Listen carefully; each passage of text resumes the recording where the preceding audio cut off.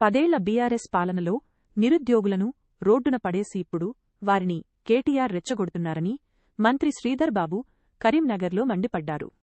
దశాబ్దకాలంలో group -1 పరీక్షలు ఎందుకు నిర్వహించలేదో కేటీఆర్ సమాధానం చెప్పాలన్నారు. వేలాది మంది నిరుద్యోగుల జీవితాలతో ఆడుకున్నందుకు క్షమాపణలు చెప్పాలని డిమాండ్ చేశారు. తాము అధికారంలోకి రాగానే అడ్డంకులను అధిగమించి గ్రూప్ -1 నియామకాలు చేపట్టి వందలాది మందిని అధికారులుగా మార్చిన ఘనత కాంగ్రెస్దేనని స్పష్టం చేశారు. 21 సంవత్సరాలు డిగ్రీ పూర్తి చేసుకున్న ఈ యువకుడు ఆ సోదరి 2014 నుంచి ఈరోజు 2024 వరకు అంటే 10 సంవత్సరాలు వారి మొత్తం శక్తినంతా కూడా 21 ఏళ్ళు వయసున్న ఆ సోదరుడు ఆ సోదరిమణి 30 ఏళ్లకు వచ్చే వరకు కూడా నేను గ్రూప్ 1 అధికారి కావాలని కోరుకున్న వేలాది మందికి ఏం జవాబు చెప్తారు? వారికి ఫస్ట్ క్షమాపణ చెప్పండి. మేము వచ్చినాం, గ్రూప్ 1 పరీక్షలు నిర్వహించినాం, మీరు అడ్డుకునే ప్రయత్నం చేసినారు, ఆగలేదు, తీసుకొచ్చి చూపెట్టి ఈరోజు దాదాపు 600 మంది గ్రూప్ 1 అధికారులుగా ఈరోజు ఈ జిల్లాకు సంబంధించిన అనేక మంది గ్రూప్ 1 అధికారులుగా నియామకాలు చేయడం జరిగింది. నిన్న నేను తాండూరు పోయినా, వికారాబాద్ పోయినా. తాండూరు గ్రూప్ 1 నుంచి నియామకమైన మున్సిపల్ కమిషనర్ ఉన్నాడు అక్కడ. ఎన్ని సంవత్సరాల నుంచి పోరాటం చేసిన సోదరా అంటే 10 సంవత్సరాల నుంచి వేచి చూసి తెలంగాణ వచ్చిన తర్వాత నేను గ్రూప్ 1 అధికారి కావాలని చూసి 10 సంవత్సరాల కాలం పాటు మీరు చెప్తా ఉన్నారే గొప్పలు.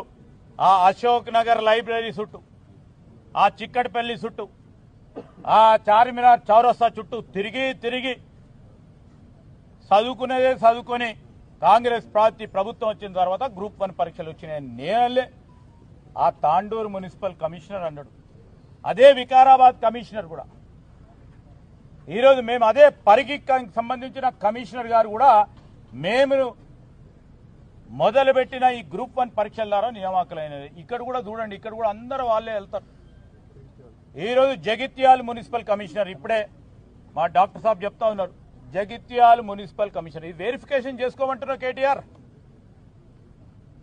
ఈరోజు మేము మాట్లాడినా, మా మహేష్ కుమార్ గౌడ్ గారు మాట్లాడినా, ఆ రోజు వరకు ఇచ్చిన ఉద్యోగాలు పొన్నం ప్రభాకర్ గారు మాట్లాడినా, ఆ రోజు వరకు ఇచ్చిన ఉద్యోగాలకు సంబంధించి 56,000 మాట్లాడంటే గొప్పగా చూపెట్టిండ్రు. ఇగో ఈ మంత్రి ఈ విధంగా మాట్లాడిండ్రు, ఇంకోరు 70,000 మాట్లాడిండ్రు. అది కాదు, మీ సంకల్ప బలాన్ని మేము ప్రశ్నిస్తా ఉన్నాం, మీ ఉద్దేశాన్ని ప్రశ్నిస్తా ఉన్నాం. 2 లక్షల ఉద్యోగాల ప్రభుత్వ ఉద్యోగ ఖాళీలు భర్తీ చేస్తామని ఎలక్షన్లో చెప్పినాం, ఎక్కడ వెనకాడతలేం. ఈ 2.5 సంవత్సరాల కాలంలోనే మేము మొదలుపెట్టాం. మిమ్మల్ని ఎవరైనా ఆపినరా? నియామకాలు చేస్తే ఆపినరా?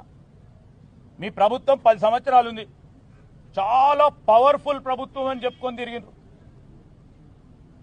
అసలు కాంగ్రెస్ పార్టీ ఏమైనా ఆగుతుందా అని మాట్లాడింది. మేము ఎక్కడైనా ఆపినామా? మేము యువతరానికి సంబంధించిన వారి జీవితాలతో ఆడుకోలేదు.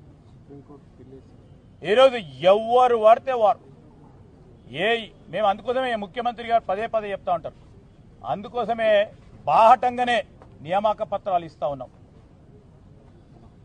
ఈరోజు మీరు కోర్టులో పోయినాయని నిద్రపోయింది,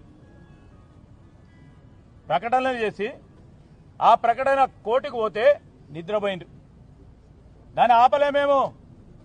దాంట్లో చిక్కుముడిలిప్పి కోర్టు పరంగా పూర్తి స్థాయిలో పరిష్కార మార్గాన్ని ఏర్పాటు చేసుకొని ప్రక్రియను మొదలుపెట్టి పూర్తి స్థాయిలో వారికి నియామకాలు చేసి వారి ముందు నిలబడ్డాం. మేము ఎందుకు ఎల్బీ స్టేడియంలో కానీ లేకుంటే బాబాసాహెబ్ అంబేద్కర్ గారి ఎదురుగా కానీ లేకుంటే ఇతర పబ్లిక్ ప్లాట్ఫామ్ ద్వారా ఎందుకు ఇస్తున్నామంటే ఇట్లనే మాట్లాడతారు. ఎక్కడున్నాయి 66,000 ఉద్యోగాలు అంటారు. నిన్న మా లక్ష్మణ్ కుమార్ గారు చెప్పిన రమ్మనండి మొత్తం పరేడ్ చేపిస్తామని. మేము ఎందుకు చెప్తా ఉన్నాం అంటే యువతరాన్ని తప్పుదారి పట్టించి వారిని రెచ్చగొట్టే ప్రయత్నం చేస్తూ ఉన్నారు. నేను మా యువ మిత్రులకు కూడా కోరుతా ఉన్నాం, యావత్ రాష్ట్రానికి సంబంధించిన యువ మిత్రులకి మీ బంగారు భవిష్యత్తుని చూడాలనే మా ఉద్దేశం.